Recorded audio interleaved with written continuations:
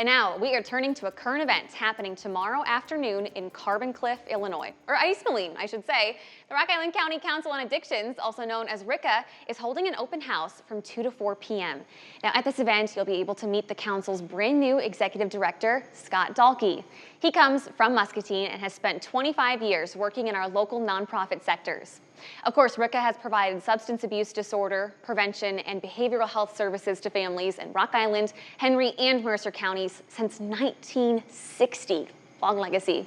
And joining us now to talk about all of this is the new executive director, Scott Dahlke, and board chair, Karen Unsicker. Thank you both so much for being here with us. Thanks for having me, Shelby. Okay, Scott, why don't we start with you? Congratulations on the new job, first of all. Second of all, I mean, what drew you to RICCA in the first place? Well, I wasn't looking for a job. I was working for a budding new nonprofit up in Davenport, and then RICCA had called. Unfortunately for me, a couple of years ago, I had tragically lost 2 brothers that was somewhat substance abuse related. So when I got the call from RICCA, I was like, maybe this is something I should pursue. And then while I was investigating RICCA, I learned that a lot of their founders and board members had been graduates of RICCA or in recovery themselves, and that just really touched me. So I just thought this was a perfect opportunity for me. I feel for their mission, and I feel for their board, and I'm just incredibly inspired by all of it. Sometimes the best paths are the ones we never envisioned for ourselves. It's just serendipity, just dumb luck, right? And I just love what they're doing. I'm excited. I'm excited to see what we can do, and I'd love to just work with the community and find out what gaps we need to fill and just plug those little gaps and work together as a community. Well, I heard about some of the things you have planned right away. You want to do some program expansions. Tell me about what those are. So I sit there in my office and I hear the receptionist continue to say, if this is for DUI, then we can't serve you. I want to reduce any barrier that we have to preventing somebody from living a healthier life. So coming in mid-October, we're going to start offering DUI evaluations. Wow. And then also I was doing analysis from the community of what we needed to do and where RICCA needed to be. Everybody really wanted women's lodging again. Sometimes people need a structured environment when they're looking to live a healthier life. And about 10 years ago or more, RICCA stopped serving women in the lodge due to life safety code issues. Like, we just weren't ADA compliant. So I feel confident in the fact that in the next year and a half, we can get that women's lodge up and running. I've talked to a lot of stakeholders and community leaders, and they feel confident as well. So we're excited to get that up and running. And then just integrating with the community. Getting RICCA's name out there, we're open for business. What can we do to help people live that healthier life? And transforming our services to meet those needs. Yeah, because that's something I don't think a lot of people know is it says Rock Island County in the name, but you serve people from all over the area. From all over the area, absolutely. We have a men's lodge that people can live. It's not just a 21-day program. They can stay up there up to a year. We also have a prevention program that goes out into the schools. We've got an ACE team there that can go out into the schools and teach kids about drug prevention.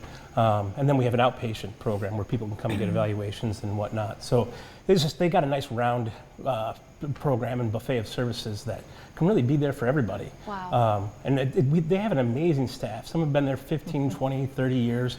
And I think that's what inspired me the most was just how long and how dedicated they were. I've worked in a bunch of nonprofits, and just to see the dedication on those staff is really inspiring. And seeing the dedication and the passion that people wanting to live a healthier life, the passion that they have and the challenges that they're facing, you're just humbled every day and inspired every day by the people around you. And one of those people that's been there for so long is Karen. I mean, Karen, you've put so many years into RICCA and its mission. I wanted to ask you before I let you guys go, how have the last few years been for you with the pandemic and all the challenges that came with it? Well, they haven't been easy.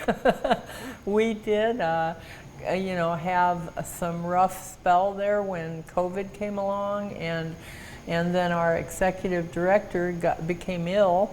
And she unexpectedly passed away last October, which really threw us for a loop. And but through all that, like Scott said, we had blessed with some really dedicated long-term employees, one of whom, Molly T, stepped up and was interim director until we could it took us about 4 or 5 months, and we interviewed a lot of good people. Yep. We had some really good candidates, and really when Scott came along, it was just, we knew his qualifications. And one thing he said right up front, and he lives by, is that he puts his clients and caring about them first.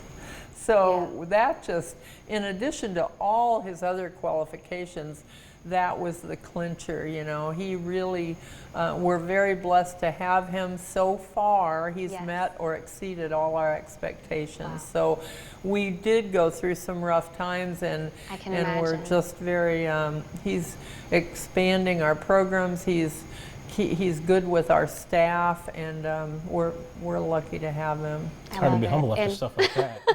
Well, hey, you guys at home can go meet Scott at tomorrow night's open house. Thank you both so much for being here with us. Thanks for having us on, Shelby. We really appreciate it. Absolutely. Thanks.